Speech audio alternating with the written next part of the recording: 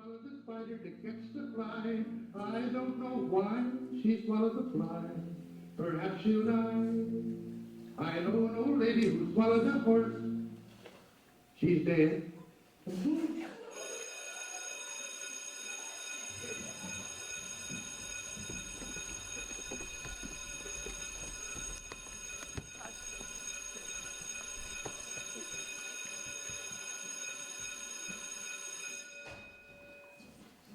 Once upon a time that never was. In 1832. In an England that never existed. In the reign of King James III. A great house stood in the midst Of fields and woods and lake. and the snow fell like night. A mother lies in her bed resting. As her husband wipes her brow. A girl stands by a great window. Watching a robin circle the rowan tree.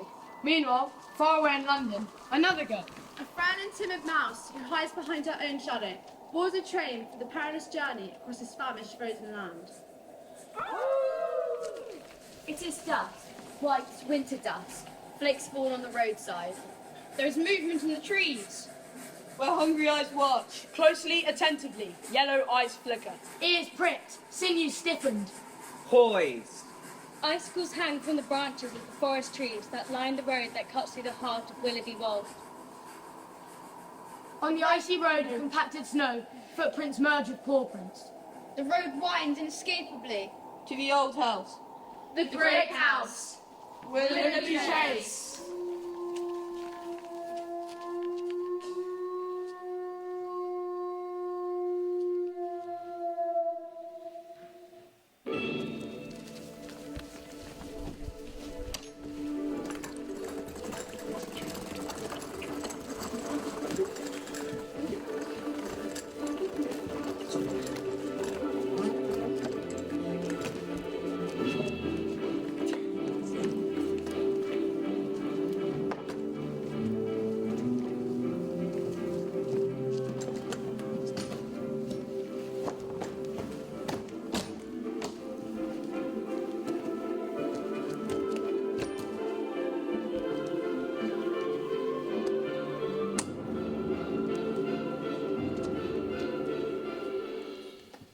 Come and sit by the fire, Miss Bonny. We shall hear soon enough. You'll make yourself as sick as your mother, poor lamb. Come, Miss Bonny, and sit. I do hope the trains are not delayed by wolves.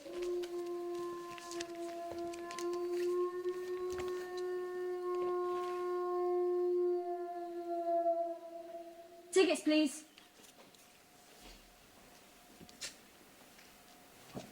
Come on, miss. I haven't got all day. Sorry, my arm packed my bag. Here it is. You'd best wrap up. It's cold at night.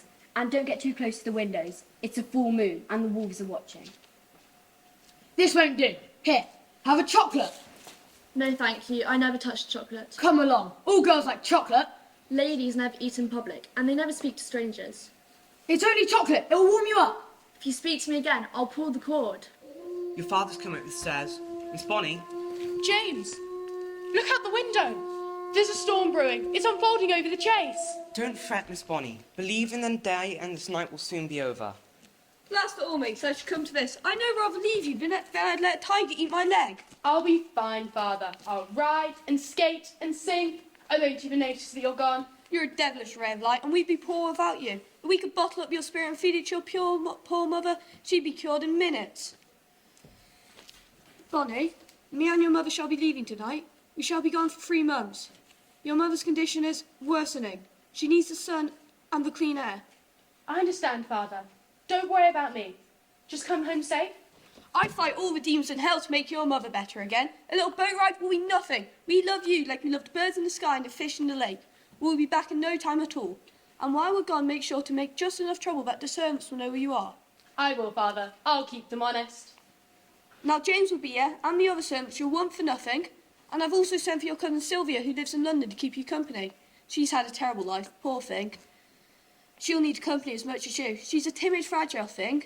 They will not accept help, and they have no money. When Gripe tells me their condition, it makes me as angry as a cornered bear.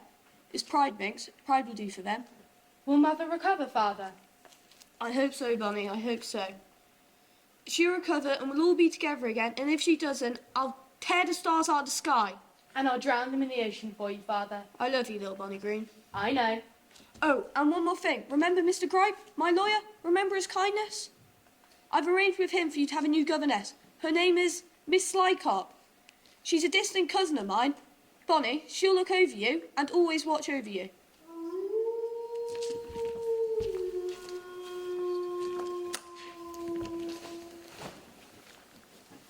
There. Now we both feel better.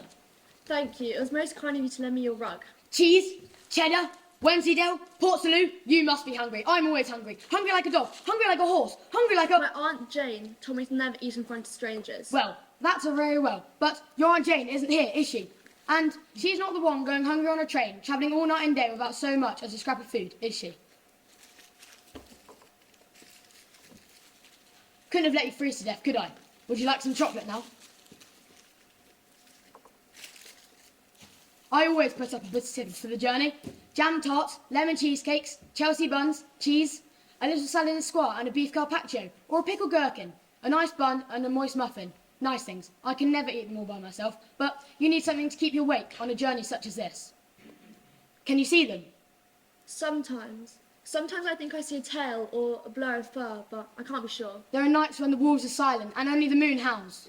It's so dark. There's nothing as tragic as seeing a family ripped apart by something as simple as a pack of wolves. The moon's so bright, floating in the sky like a... What is it? Where are we? Why have we stopped? No need to alarm yourself. Wolves on the line most likely. We're in the heart of the woods now. Wolves? They don't often get on the train though. 2 years ago they did manage to climb up the guard's van and kill the driver. They don't often eat a passenger, I assure you. It's been like this since Falls opened up the Channel Tunnel. Just after the king came to the throne, they opened up the tunnel and wolves flooded through. Literally, thousands of them. Trying to escape the severe winters of Eastern Europe, they say. Should never have opened up the gates, I say. He who makes himself a sheep will be eaten by the wolves. Why don't we just push through them? Not a good idea. We'd be derailed, and there'd be no escaping them then. No, we'd probably have to sit out till daybreak. They'll back off then. What are you doing? Keeping us safe, Sylvia. Keeping us safe. Behind me go! They're coming through the windows!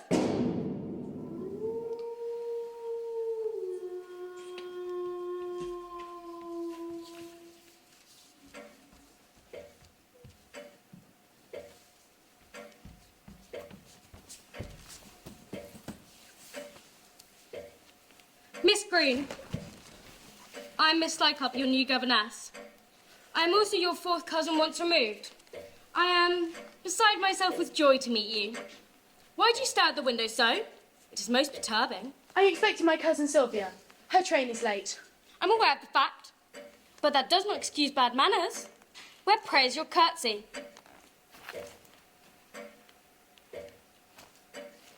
Lessons in deportment. I see we'll need priority on our timetable. You there, don't just stand there smirking and dawdling, but see that my valet are carried at once to my apartment, my chihuahuas are fed, and my maid is immediately in attendance to help me. Your maid, miss. Did you bring a maid with you? No, blockhead. I would take Lady Green's maid. Lady Green won't take no servants, but I do things for her. How very interesting. Rhyme, wretch! Who gave you permission to meddle with my letters? Oh dear, I am so sorry. I did not mean to do that. My temper's a dreadful fault of mine, but you must not strike, Jane. He's one of my best friends. You wretched, hoidenish creature! I should, despicable go! Please, miss, girls will be girls. You must allow something for the natural high spirits and excitement, and the distress of seeing her mother... Be quiet. Remove yourselves. I'm fatigued by my journey and will dine alone tonight. You may serve me in my apartments on the hour. Do you comprehend? I'm sorry, Miss Slycup, ma'am. I'm worried for my cousin. The trains are delayed and the wolves are out. It's a wonder that you yourself made it here. How did you make it here so early? I just wondered is all. Friend from Blackburn brought me. That'll be Sir Willoughby. I'll take him to the station and see if Miss Sylvia has arrived safely. The trains may be somewhat late. It's a wild night, ma'am. Twilight. A cramped train carriage. Cold air streams through the broken window, like a waterfall. The train is moving again, running through the upland country. Wait wide and lonely, not a living thing stirring. Across its barren open expanses, a bleak and forbidding land. Never mind, Annabelle. We'll be there soon. I'm sure the wolves are gone. They won't notice the open window or the smell of blood. When we get there, we'll have warm fires, cocoa, and beautiful things to look at. Darkness fell beyond the shattered glass. The wolves came and went. In the shadows of trees, in the pitch-black darkness of night. She heard again that lonely, heart-shaking cry of the wolves. And the train sped on without slowing. Through the land that never was.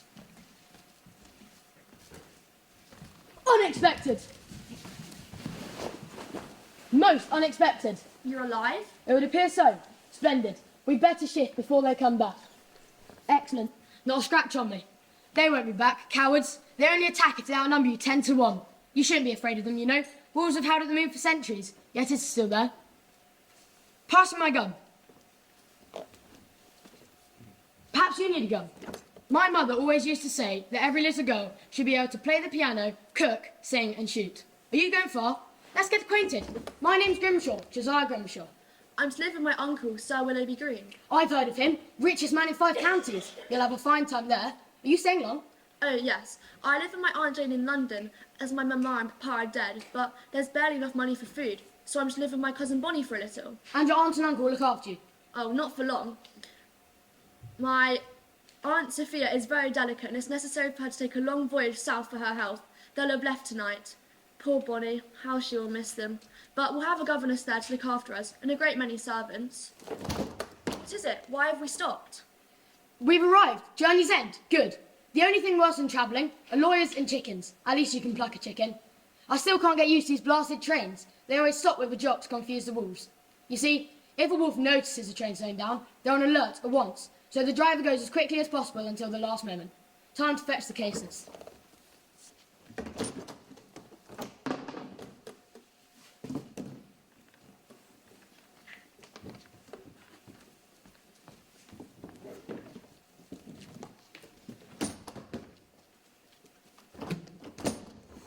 Help! Help, please!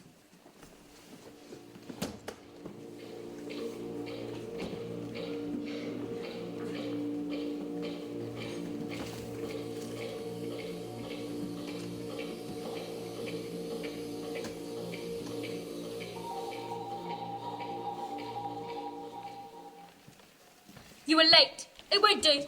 I'm sorry, ma'am. There was an incident at the station. The wolves attacked. Though we found Miss Sylvia here, safe and sound. What a relief. We are all delighted. Observe our delight. I couldn't be happier. My heart beats with abandoned glee. She's frozen, poor dear. Needs a warm fire and a cup of cocoa and... She needs nothing of the sort. She needs to begin her work and her studies, and to brush her hair, and to wash her face. You look like an orphan. I am an orphan. Speak when you are spoken to. Children should be like the past, silent and out of the way. We also found a man, unconscious. I greatly fear he may have been stunned by his suitcase. Stunned by his suitcase? That is what he said. Stunned by a suitcase. We have brought him here to tend to him. That's what the Lord and Lady would have done. Very well. See that he is taken care of, and attend to me presently. I have work for you.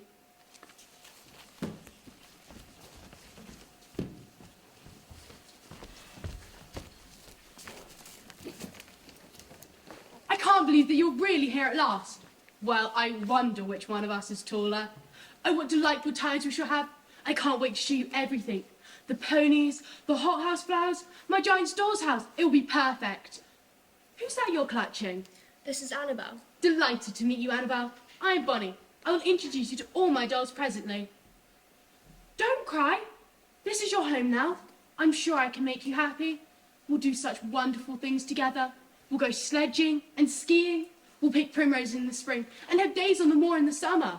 I'm sorry, it's just I've had a most terrifying journey, and Miss Slycop's most frightening lady. She is, but we shall see little of her, for she keeps to herself most of the time and even eats alone. You and I shall have the run of this house. Oh, what adventures we shall dream up. Well, Doctor? It's a most unusual case, Mum. The poor gentleman has regained consciousness, but has lost clean recollection of his name, his address, and who he is. I've ordered him some medicine, but he must be kept in bed and very quiet until his memory returns. I'll return in a few days to see him. Thank you, Mum. 2 brooms. It is rude and impertinent to eavesdrop. Now, Mr. Grimshaw, it is time to begin.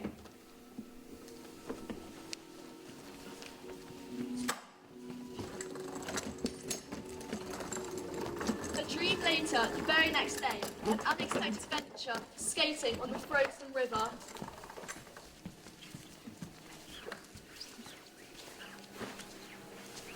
The great house of Willoughby Chase is surrounded by trees.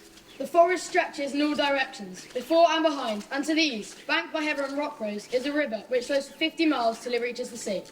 It flows through the snow-covered slopes, through grove and orchard, and beyond, to the cold tips and mills of Glassbred, to where the seabirds circle and float high in the air over the mouth. And it is on this mighty frozen river that headstrong Bonnie Green and timid little Sylvia, now the firmest of friends, are skating in the frosty sunlight at dusk. The dark snow-scented air blows in their ear. Their skates slip and slide over clean ice. And beyond the hundreds of trees that line the riverbank, hundreds of eyes watch. We can travel much further on skates than we could by walking. The wolves, you see, cannot catch us on the ice. Is the river frozen all the way to the sea?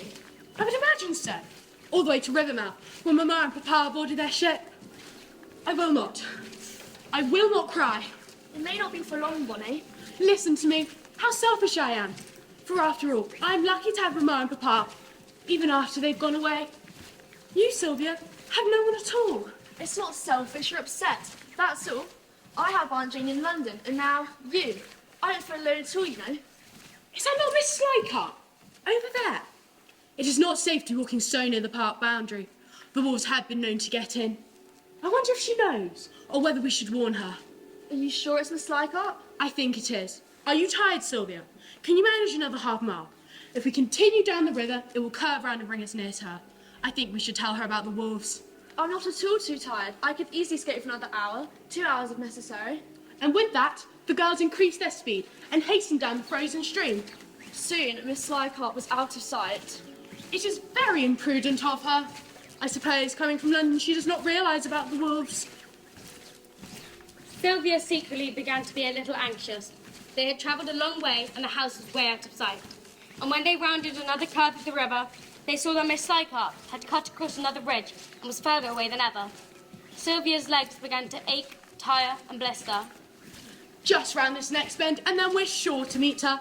If not, I don't know what we can do, but we will have reached the park boundary. And moreover, the river runs into the forest, where the ice is treacherous and covered in broken branches. They passed a bend and saw a figure, but not the figure they'd expected. A woman in a red velvet jacket was walking away from them, briskly into the wood. She was not Miss Slycart, nor in the least like her. It isn't she. At the sound of her voice, the woman swung around sharply and gave them an angry look. She then hurried on into the woods and disappeared.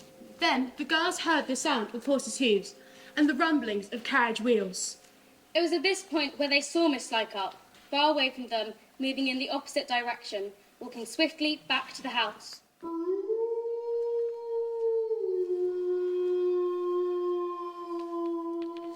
They're coming! Go! Faster! Faster! Swiftly, swiftly. Fly the skates, gleam of ice and glint of steel, chasing hard, panting deep, glide on ice, hill to hill, dark birds, sharp-teeth bare, gleaming hard and clean to tear, swiftly, swiftly fly the skates, gleam of ice and glint of steel. See that pavilion? By the dark trees. Head that way. We'll never make it, Bonnie. I'm too tired. I can hardly feel my legs. I have a friend who lives here, in the forest, in a cave. Let's hope he's not away. We have to try. Miss Bonnie, come quick. Gotta buy some breathing space, or they'll be back soon. You should go back to the house whilst you have the chance. The wolves are gone and it's a fine, sharp night with a spike of stars. I'll keep watch here. Can you make it back to the house, miss? I think so. Simon, nice to meet you. Any friend of Miss Bonnie is a friend of mine. Have a sip of this for the journey. What is it, Simon? A little medicinal pick-me-up, made from the heather honey in the summer.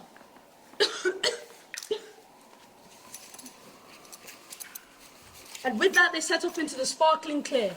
New snow, crisp carpet under their feet, a vigilant lookout for wolves. The journey uninterrupted and quiet. It is strange that we do not see men out everywhere looking for us.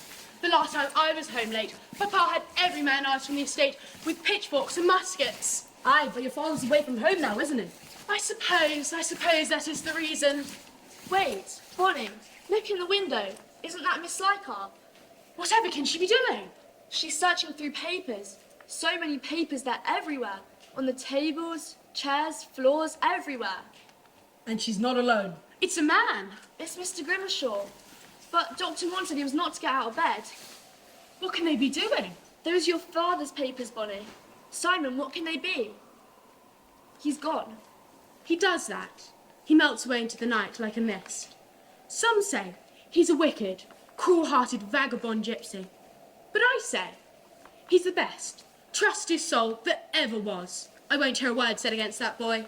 Will he be all right? Won't the wolves get him on the way home? I don't believe they could ever catch him. He can run so fast. Besides, he's got his bow and he can climb trees and swing from branch to branch if they ever get near him. Nothing ever hurts Simon. Does he live with his family? He has no family, except his geese. In town they call him Simon the Goose Boy. I'm so glad you're here, Sylvia. I simply couldn't manage on my own. We best get inside and wrap up warm.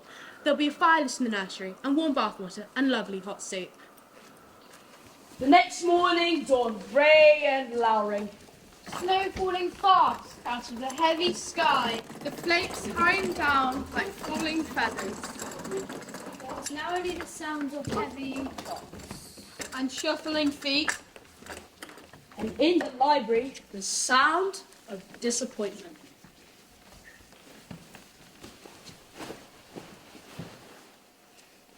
You! What are you doing? You said you had work for me? I did.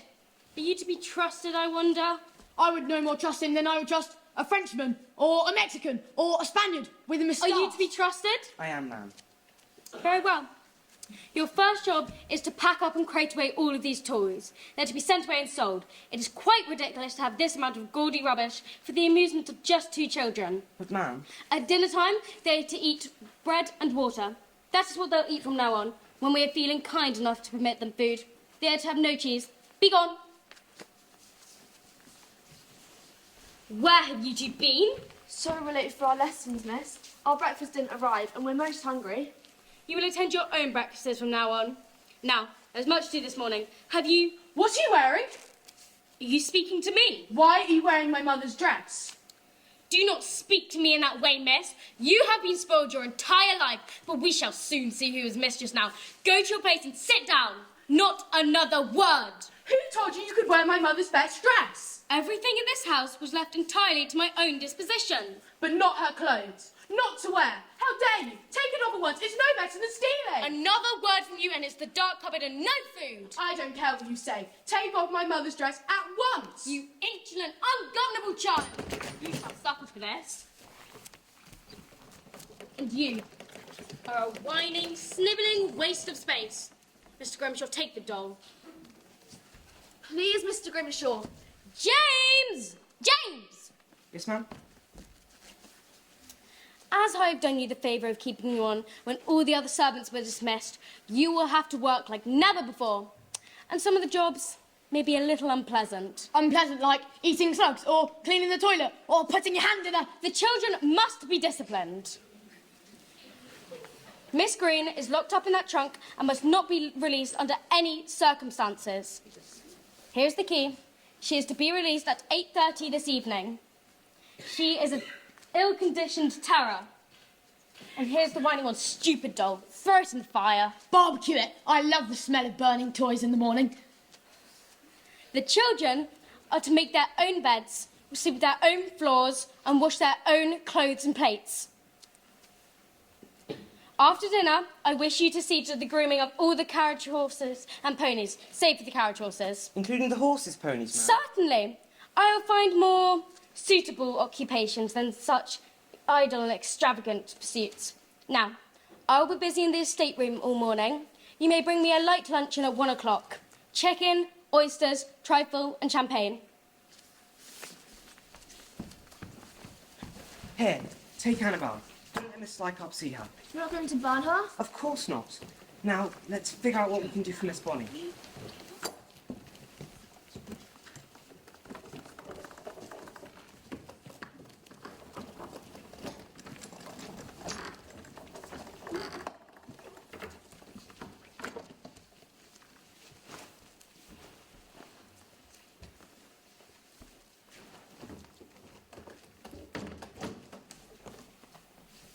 She's gone. Gone? It's empty. Empty? What are you looking for? For Bonnie. She was in here a second ago, and now she's gone. Will you miss her? Dreadfully. I'm here, James. I'm disappointed in you. You know this house is full of secret passageways. I found one in there. I found this way out, but it goes much further. It's good she doesn't know about the secret passageways. She really has got it in for us. She's wicked. She's a fiend. I won't let her do that to me again. She's a thorough wrong-un. How your pa came to be so deceived by her, I'll never know. But James, he'd never even met her. It was all arranged by his lawyer, Mr. Gray. Still, it's a puzzle to me he didn't give her a rumble when he met her. She has a face like a dried prune. Still, I suppose she's worried over her ladyship.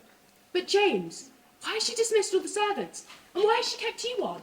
Well, I suppose she means to make hay whilst the sun shines, save the servants' wages, and pop as much as your pa's money in her own pocket, and before he's back, I suppose she'll be off. I suppose she kept me on to look after her and that ape Grimshaw. When she was choosing, I made myself look as evil, sullen, and hand-on, and I guess the trick worked. I couldn't bear to leave you alone with that gorilla and that harpy. Well, anyway, we should pack a bit of toys or she'll go suspicious. But James, you can't! Bonnie, he's right. She'll check. Well, I must keep my little writing desk, for I mean to write to Papa this very day and tell him how wicked Miss Slycop is. He'll soon come back then. There's no use writing to him. He's at sea now and won't reach port for 3 months, and then it will take him another 3 months to get back to us. Best write to Mr. Gripe. But I do not know how to contact Mr. Gripe. Whatever shall we do? I better go. Make sure to keep face.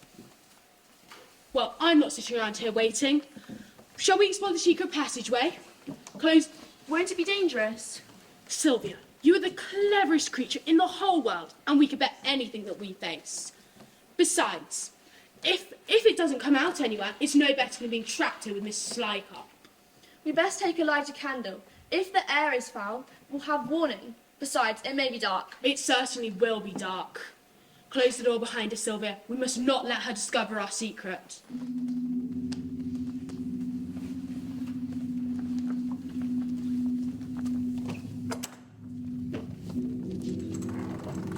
Dark, winding passageways lit by candle flame. Narrow walls and spider webs. Dust and creaking floors. Shifting dark. Twisting dark. The girls tread carefully. Each step echoes empty in the dead of dark gloom. Look, Bonnie, a hole in the wall. Daylight. Let's have a look. Why? It's the library. And there's Miss Slycart. And Mr. Grimshaw too.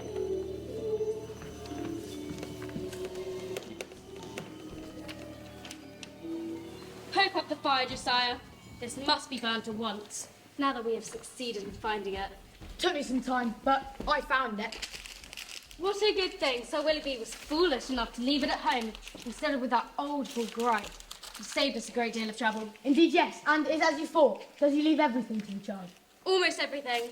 There's a legacy of £20,000 a year to his niece, a couple hundred in me for gratitude for my services, and some trifling bequests to some servants. There's mention too of his sister Jane. Is she likely to come poking her nosing and being troublesome? Not a fear of it. I made inquiries about her when I was in London. She's extremely elderly and unworldly. Moreover, she is frail and unlikely to last long. She's as old as time and as fragile as hope. She is naive as love and as timid as a Belgian. Excellent. Then I will burn this will then, and you must set to work at once to forge a new one, leaving everything to me. Have you practiced the signature? I could do it with my left hand. I could do it blindfolded. I could do it underwater. I could... The more confusing his affairs are found to be in, the better. It will give us more time to make our plans. You are certain that the event will take place? What if we should return? My dear Josiah, the ship in which the Willoughby set sail was the captain I spoke to was certain about the condition of the ship. He said there was no doubt that it wouldn't sink. We shall not be caught. And the children, the little ones, you will not keep them there. No, not for long. They can go to Gertrude. She will soon knock the nonsense out of them. Now, don't disturb me. I must master the details of this deed.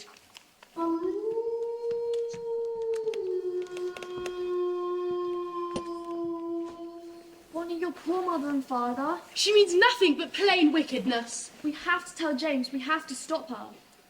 She's no better than the wolves.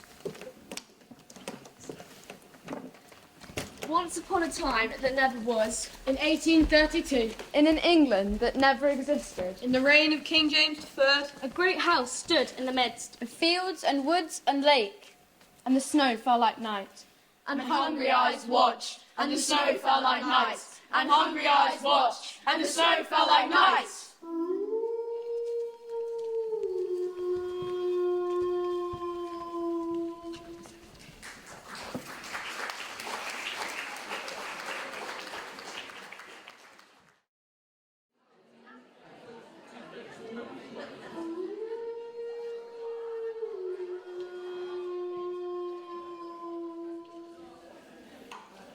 All clear.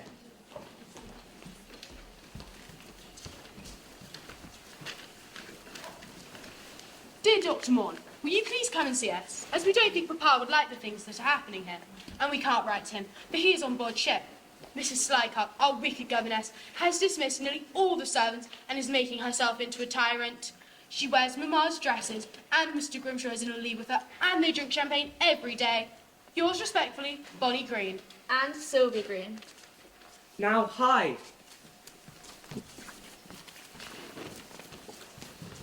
best bit of good I've had in years. And the Danish blue is extraordinary. And I love a bit of stinking bishop. What is that, James? Miss Bonnie has a broken leg. No, a touch of lurgy. No, a toothache, ma'am. She wrote to Dr. Morn asking if he would be so kind as to come and see her. I see. Yes. Well, there's a heavy deed box in the library I need moving. Go and attend to that before you deliver the note. Leave it there.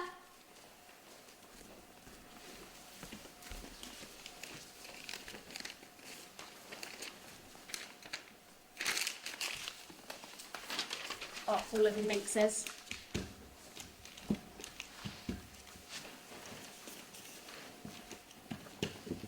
I couldn't find...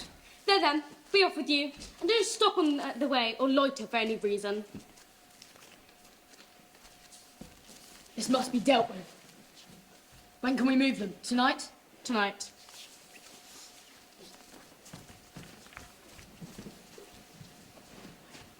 It's too late. I fear Dr. Moore will never come today. Back to your work, ladies. Whom pray do you expect to see? I thought, that is, we did not expect. We thought that it might be James returning from his errand.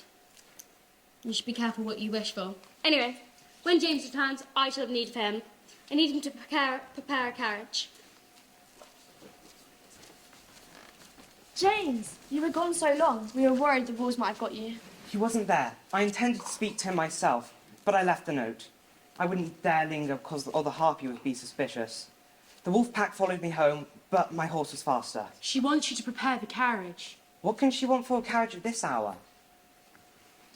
Get up! Get dressed! Pack a change of clothing, you're going on a journey. A journey? Where are you taking us, Miss Slycart? To school. School? Aren't you going to teach us, Mum? I've not the leisure. These estate affairs are in such a sad tangle. It would take all of my time to straighten them. You will go to school with a friend of mine in Blackburn. But Mamma and Papa would never agree to such a thing. Whether they would or whether they wouldn't is of no importance, young lady. What do you mean? I received a message this afternoon to say that the Thessaly, the ship on which your Mamma and Papa set sail, had sunk. Sunk to the bottom of the ocean! Mamma! Papa! You're an orphan, Miss Green, just like your cousin. And it's I who have sole say in all your affairs. I'm your guardian. It's not true. It can't be. She said that just to spite me. But what if it is, Sylvia? What will we do then? Well, a pleasant journey, Mum. And mind the wolves don't get you. I'd like to see a wolf attacking me. Giddy up!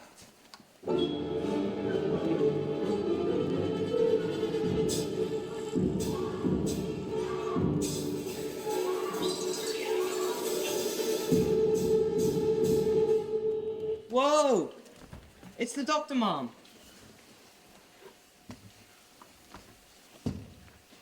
Not a word from either of you, or you'll have me to reckon with. Remember, you are going to a place where being Miss Green of Willoughby Chase means nothing. You can cry in a coal cellar about it all day, and no one will take any notice of you, if I choose that it shall be so. Hold your tongues, not a sound. Is that Miss Slycott? Well, Doctor, what brings you out at this time of night? I received a strange message, Mum. Most strange. An envelope with a blank piece of paper in it, delivered with quite an emergency by your man there. James. Good evening, Doctor. Evening, James. Oh, Doctor, I'm afraid it must be some dreadful prank of these dreadful children. They are so naughty and high-spirited. There's nobody ill at the Chase, Doctor. Though I most deeply regret that you should have been called out at this time of night for nothing. Let me give you something for your thank troubles. you, Mum. Very well. It's very odd. Very. Can't say it's like Bonnie to do such things. Are you sure that all is well? Very well, then. Let's not say no more about it. Good night. Oh, and one more thing, Mum. Yes, Doctor? The wolves are out and they're hungry. Be careful. They are indeed. Now, James, make all possible speed towards Blackburn. Now! By the end of their trip, they were almost dead from the cold. Their feet were like ice and their hearts were no warmer. At last they arrived in the fierce and fiery glare of Blastburn. Huge slag heaps like black pyramid outlined against the red sky. The wolves save for the occasional howl. It seemed that they were wary of Miss Slycott. There was a black cobbled town and the carriage rattled through it like a coffin full of bones. Soon they pulled up at a high, dark house and the bell was rung. Who is it? This is the most inconvenient time. I am just finishing a glorious piece of gorgonzola. Come back later. Miss Brisket, it is I, Letitia Slycott. Our plans continue apace. Come again? Our plan is proceeding with unseemly haste. Why didn't you say so? Can't understand a word that you... These are the children. This one is tractable enough, though whining and disposed to malinger. This one is thoroughly insolent and ungovernable, and must be kept down. I am not. She's not. Speak when you are spoken to, young ladies, or you shall get a touch of the strap and no supper. No more of it.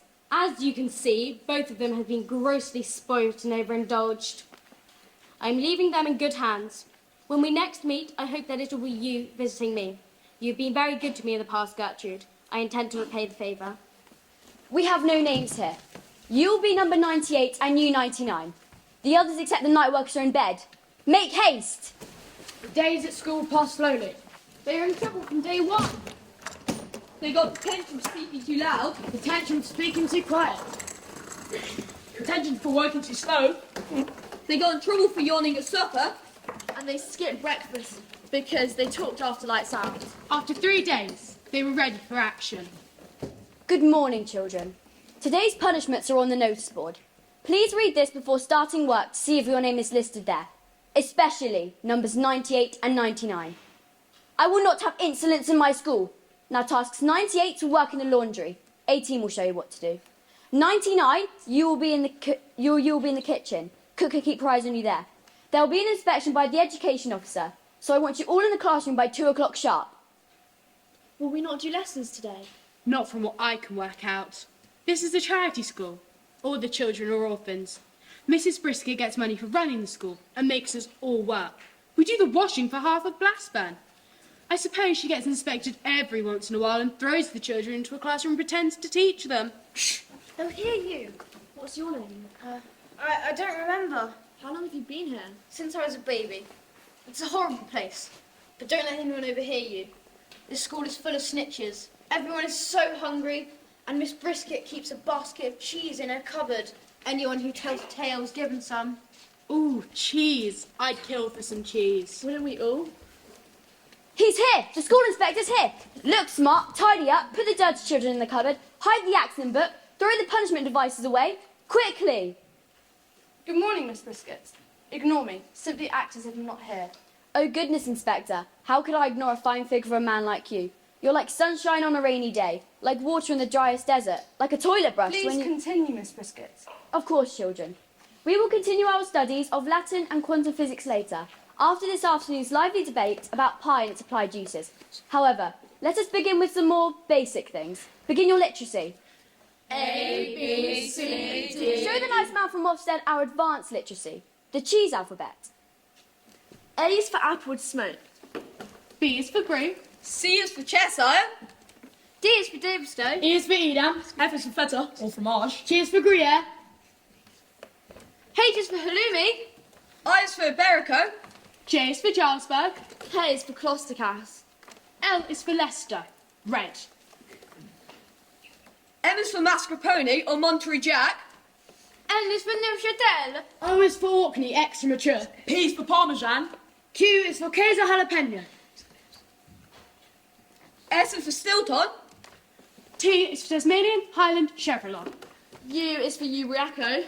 B is for Racherian Free Bourgeois. R is for Racletta. W is for Wensleydale. Y is for Yorkshire Blue. Z is for Zanetti Grana Panado. Incredible, they really know their cheeses. Thank you, Inspector. We do here at the Brisket Blastburn Academy. We really focus on the 3 R's. Reading, writing, and really tasty snacks. Your numeracy. 5, 10, 15, 20, 25, 30, 35, 40. I see they're getting on with their reading and arithmetic, ma'am. Thank you, Inspector. Or may I call you Mr. Friendship? Mon ami, mon chéri. Just be delighted to have you here to see my little cherubs. As I might have expected in such a well-run establishment of yours, ma'am. And now, Mr. Friendship, you trouser full of caster sugar. Come and have a small glass of port wine to keep out the chill.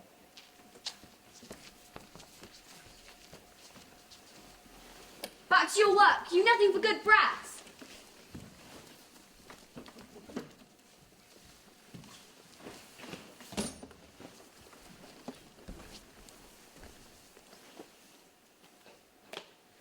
The day of the school inspection was a dark, foggy shadow of a day.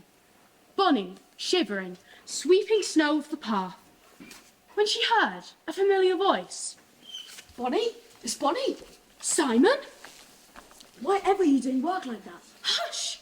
They've sent us to school here, but it's more like a prison. We can't stand it. We have to run away. Sleeping past indeed. That's downright wicked. What are you doing in Blackburn? I've come to sell my geese, of course. And to tell the truth, I was told James I would come to look for you and Miss Sylvia. Here, you boy. What are you doing? Geese for sale! Geese for sale! I'll give you 5 shillings for each of them, boy. 10. Ridiculous. Not a penny more than 7 shillings. 25 the pair, ma'am. And it's a special price because I can never resist a pretty lady. Cheeky boy, Dill. Help the girl and I'll pay you some more. The inspector's coming for tea tonight, and I don't want her hanging around getting in the way when he arrives. However, if you're still around when he's gone, maybe you could come up and show me your livestock. Anything you say, Mom. I'll be waiting for you. I'll crack open some ricotta and a baby bell. Ciao. She's starving? Not me. I soon learn what to do. When she cuts my meals, I eat raw eggs from the chickens. You soon get used to it. Sylvia's not well, though. She's very weak. We can escape on my cot then. They'll soon find us in these clothes. I brought you some boys' clothes. Here. Fetch Sylvia. Go and get changed. I'll be waiting right here.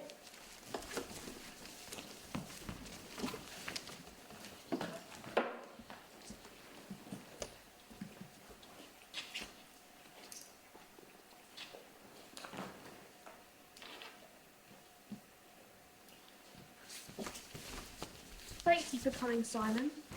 Where will we go? We can't go back to Willoughby Chase. I've thought of that. We can go to London. Your Aunt Jane's bound to help us. Oh, Bonnie, yes. Dearest Aunt Jane. She'll be warm in the car, stuffed with quilts and mattresses. Please don't leave me here. Take me with you. Oh, Simon, we have to help him. We haven't the time or space, Bonnie. We must be quick. Oh, Simon. Listen to me, boy. What's your name? Evan, I think. Evan. We will help you, just not now. We have to escape before we are caught. Do you trust that we will be back? I do. Please don't forget me. Here, Evan, take this key. This is the key to the cheese cupboard. Keep it secret and use it to stay alive for you. We'll be back for you, I promise. Stay strong, Evan. Stay strong.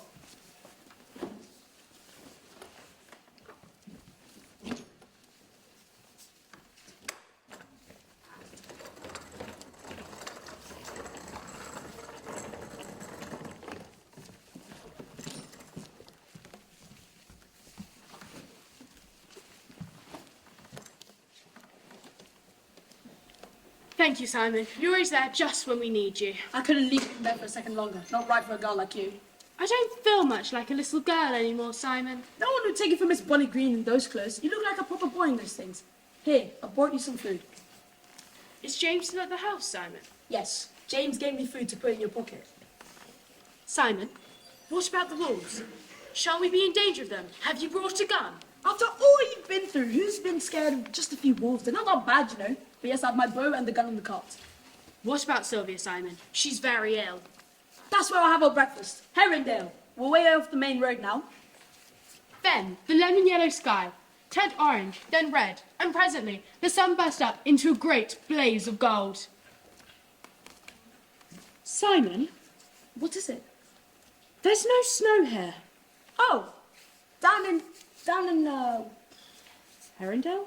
Oh yes, down in Herringdale. There's no snow. We've left the snow on the other side of Windside. Herringdale, it'll be warm. See the smoke coming out the chimney? The smith's up. We'll go to the forge. Mr. Wilderness, Simon, my boy, what road can I help you? the cart's got a loose wheel, and we'd like your advice on the lassie. She's not well. Sure to come on 4 wheels. Hey, a pretty lass she be. What's amiss with her? She's got a cough, a sore throat, and a fever. And that another of them. Bless me, I took you for a boy in that rig. Well, she's sleeping fair in a goose feather bed. Are they real goose feathers? Stuffed with quilts and mattresses myself. My own geese. Champion. Goose grease for chilblains and goose feathers for a chill. We'll leave her where she is. Shouldn't she be put to bed? Nay, where lass? I've only the forge and the kitchen where I sleep myself. They stayed with Mr. Wilderness for 3 days until he pronounced Sylvia fit to travel. They worked hard all 3 days, cooking, cleaning, carving wood, and shaping metal at the furnace. The journey to London took them nearly 2 months. They enjoyed every moment together in this green and pleasant land.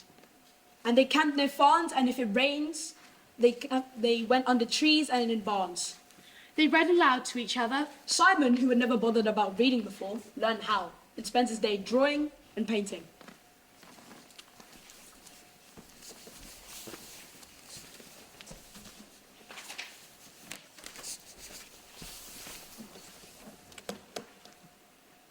Your pictures are really rather beautiful, Simon. They really are. I just can't quite get the light right.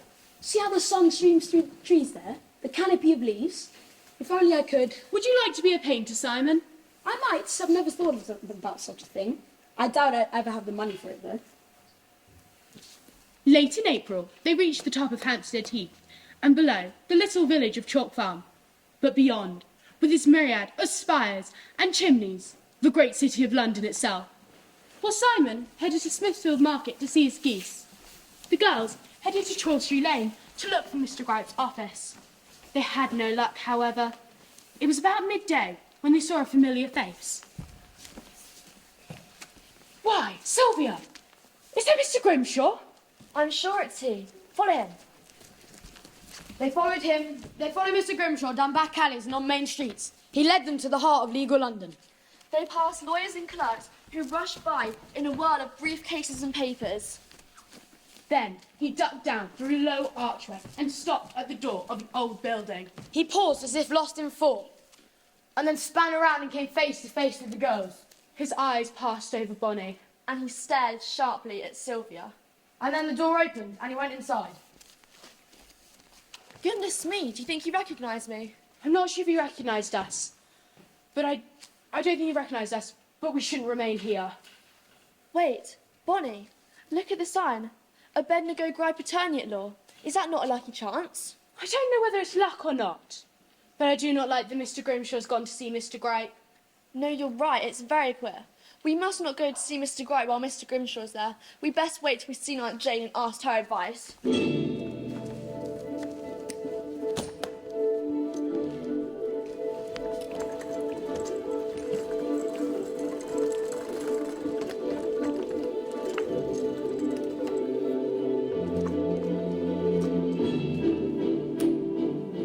With them waiting outside Aunt Jane's house nervously, after their 400-mile journey had come to an end, unsure about their next step. Look at the flowers. That's not like Aunt Jane. She waters them so carefully. And look! The door's ajar! Quickly, Sylvia, quickly! She didn't answer. That's strange. Oh, Aunt Jane. Is she breathing? It's very lucky you live downstairs, sir. Very lucky.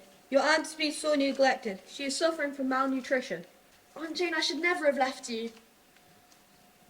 They told Dr. Morn the whole story. The train journey, the wolves, the secret plans of Mrs. Slycott and Mr. Grimshaw. And when they told him everything, he was dumbstruck. Oh, and sir, could you tell me whether the ship my parents sailed on, the Thessaly, truly sank? Yes, poor child, it was all in the papers. The captain was a fool to set sail with the boat in such terrible conditions. Some have even suggested that he was paid quite handsomely to do so by someone. And it's even rumoured that he himself escaped hours before the wreckage on a small boat. I'm so sorry. Poor Bonnie, poor Bonnie. Sleep came quickly after their many exertions of the day. They found whatever comfort they could in the spare, sparse room. Bonnie dreamt of water and splintered wood. Simon dreamt of eggs and geese. Dr. Field dreamt of squirrels and spoons. Sylvia dreamt she was on top of a mountain. She dreamt that she saw Miss Slycott coming up from Blastburn at the head of the pack of wolves. Closer and closer, Miss Slycott came. Step, step, step, footsteps!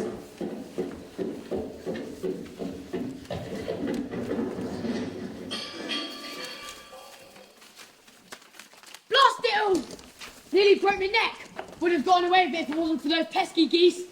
Ah, children! Please, Sylvia, set me free, Sylvia. You know I wouldn't harm you.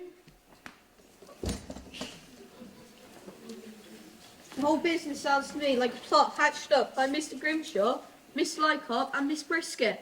Isn't that right, Mr. Grimshaw? I never did anything. Now, whether Mr. Gripe had a say in it, I can't be sure, but... Miss Green, Miss Green! Ah, oh, not too late. I'm Mr. Abednego Gripe. Can we help you? Is there a man in your wardrobe? Yes. Can you identify him? Why, yes, that's Grimshaw. He worked in my office until he was dismissed for forgery. I learned yesterday he was trying to get a hold of Aunt Jane's address. I rushed here as soon as I could. He's a scoundrel of the lowest rank. I feared he might have. I'm not. 3 o'clock. A fine story. Were you trying to terrify her? Or worse? I was just saying hello. No use trying to protest your innocence, you villain. And who is this Miss Letitia Slycart? Did you send this female fiend to feather her nest at Willoughby Chase?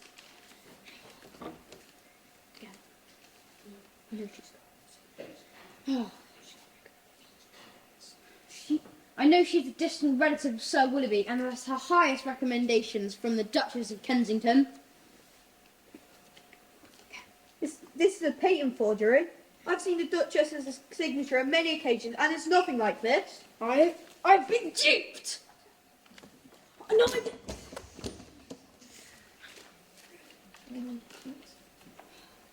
I believe that Mr. Grimshaw and Miss Slycart cooked up this evil plan, and I believe they had a hand in putting my parents on a ship that was destined to sink. This is worse than I may have feared. To the station!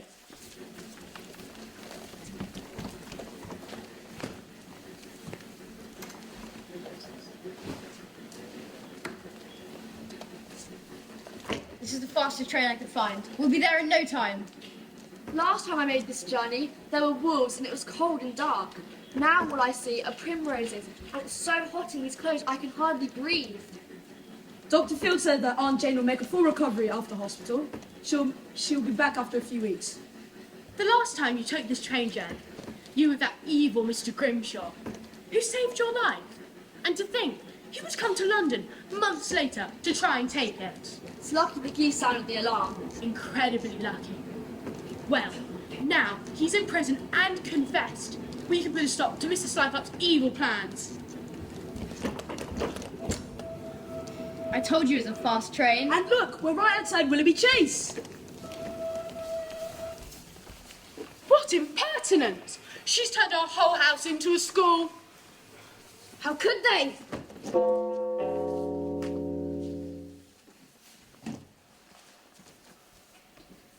So, you have returned. Please, Miss Slycart, we're cold and we're hungry. Hungry? You'll be hungrier still before I'm done with you. Do you think you can just run away, spend 2 months idling and playing on the moors, return when it suits you, and expect to be fed with roast beef and pudding? You will have no food for days. You will both be beaten. Miss Brisket, fetch the manacles. Miss Brisket! Coming, Letitia. I'll just fetch them from the dungeons. Miss Green, put out your hand.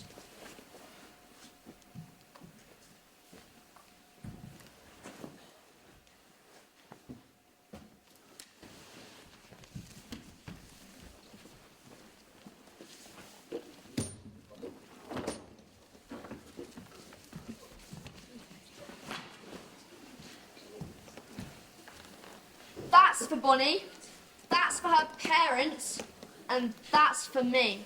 I've had all I can take of you, you toady, venomous, wrinkled, flappid, rancid, rich. Who are you? What are you doing in my house? In your house, ma'am? In your house? Don't you remember me, Miss Slycart? I am the attorney sent by your distant relative, Sir Willoughby, to seek you out and offer you the position of governess to his daughter. You brought documents from the Duchess of Kensington. Remember? Miss Brisket, I need your help, Miss Brisket. I can't come right now, Letitia. It's a little difficult. I'm a bit tied up in the dungeon. It gets worse. Look what we found in the dungeon. Children, chained up. Children, chained up.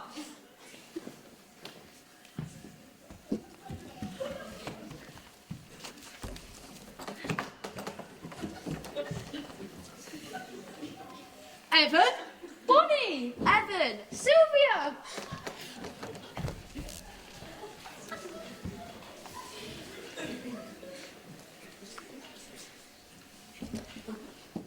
Evan!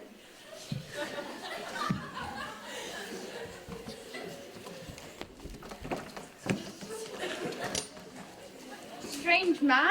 I told you he'd come back for you, Evan. The cheese kept me alive, Bonnie. The cheese. You can't do this. I have papers signed by Sir Willoughby empowering me to do whatever I want with this property and these children in the event of his death. Sir Willoughby!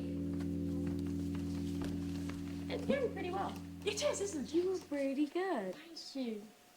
I'm ready now. Sir Willoughby!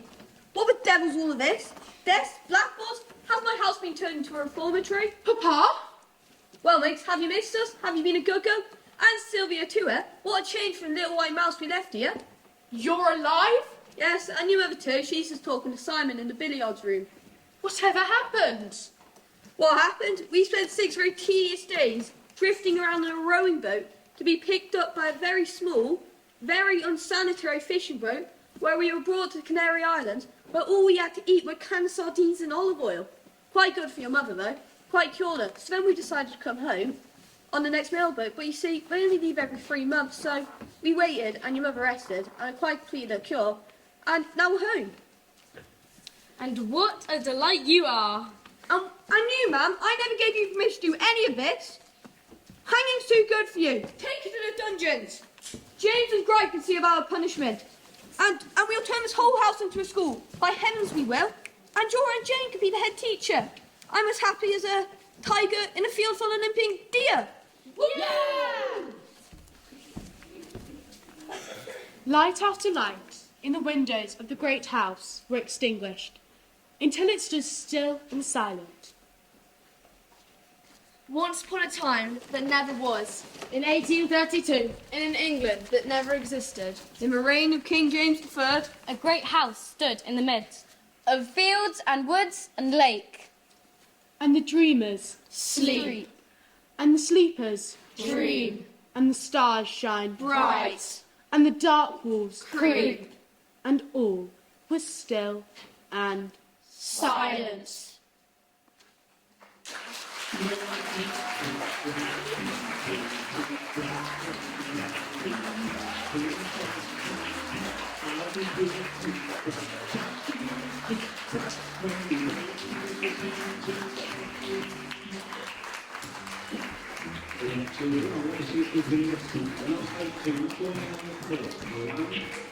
Yeah.